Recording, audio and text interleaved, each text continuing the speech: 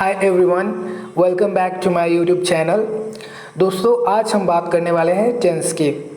तो सबसे पहले हम इसके डिफिनेशन पे ध्यान देते हैं। The tense refers the time of an action, यानी टेंस जो है आपका किसी कार्य के एग्जैक्ट टाइम को बताता है। हम सभी जानते हैं कि इसके 3 टाइप होते हैं। It has 3 kinds. First present tense यानी वर्तमान काल, दूसरा पास्ट टेंस यानी भूतकाल, तीसरा फ्यूचर टेंस यानी भविष्य काल। अब इन तीनों के 4 टाइप होते हैं। पहला सिंपल, दूसरा कॉन्टिन्यूअस, तीसरा परफेक्ट, चौथा परफेक्ट कॉन्टिन्यूअस।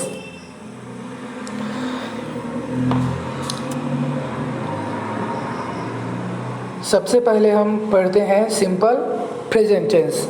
अगर हम इसके पहचान की ओर देखें तो जिस हिंदी वाक्य के मुख्य क्रिया यानी वर्ब के अंत में ता है, ती है, ते है इत्यादि रहे तो उन्हें हम सिंपल प्रेजेंट टेंस में होना समझते हैं।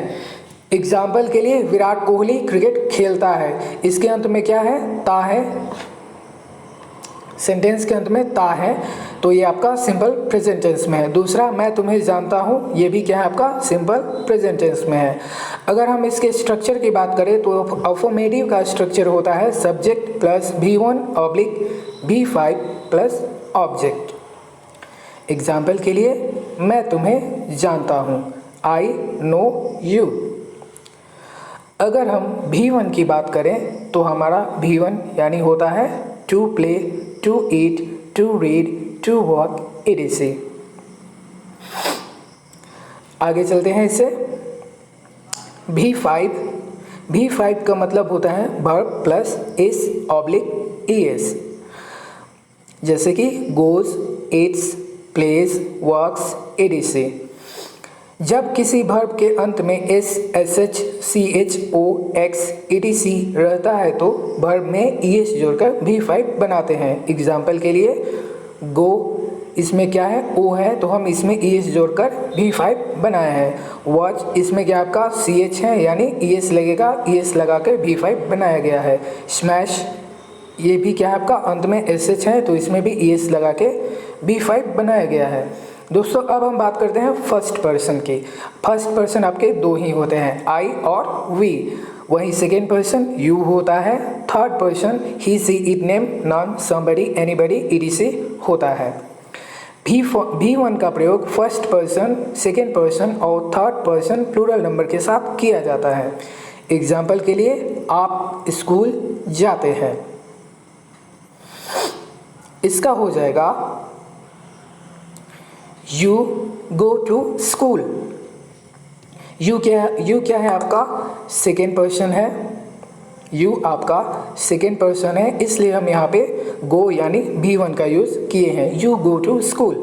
वहीं दूसरी ओर V5 का प्रयोग थर्ड पर्सन सिंगुलर नंबर के साथ किया जाता है। एग्जाम्पल के लिए वह रोज़ स्कूल जाती है, सी गोज़ टू स्कूल डेली। सी क्या है आपका थर्ड पर्सन सिंगुलर नंबर है, इसलिए हम गोज़ यानी V5 का प्रयोग किए हैं।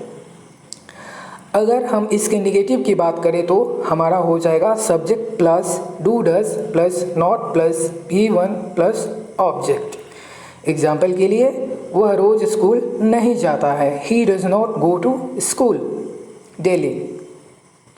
ही क्या है आपका थर्ड पर्सन है, इसलिए यहाँ पे डज का यूज़ किया गया है। और जहाँ पे डज का यूज़ वहाँ पे होगा जहाँ पे V5 का यूज़ होता था, और डू का यूज़ जहाँ पे V1 का यूज़ होता था। निगेटिव में V5 का यूज़ नहीं किया जाता है। एग्जाम्पल के लिए हम लोग क्रिकेट नहीं देखते हैं, we do not watch cricket. Note, अगर किसी हिंदी वाक्य में निगेटिव वर्ड्स रहे तो V1 V5 का ही प्रयोग करते हैं, ना कि और नॉट डाल देंगे। एग्जाम्पल के लिए जैसे वह कभी नहीं हंसता है, ही नेवर लाफ्स। नेवर क्या है आपका एक निगेटिव वर्ड हो। आगे चलते हैं। मैं आपके बारे में कुछ नहीं जानता हूँ, I know nothing about you. ये भी आपका नथिंग क्या है एक निगेटिव वर्ड है।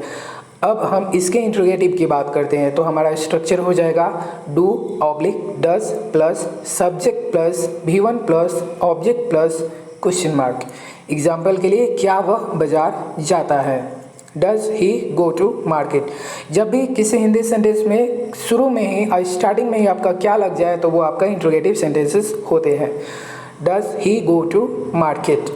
इसमें हम स्ट्रक्चर के अनुसार पहले डू डाल दिए, उसके बाद डज डाल दिए, उसके बाद सब्जेक्ट आपका ही डाल दिए, उसके बाद गिवन, उसके बाद ऑब्जेक्ट यानी टू मार्केट।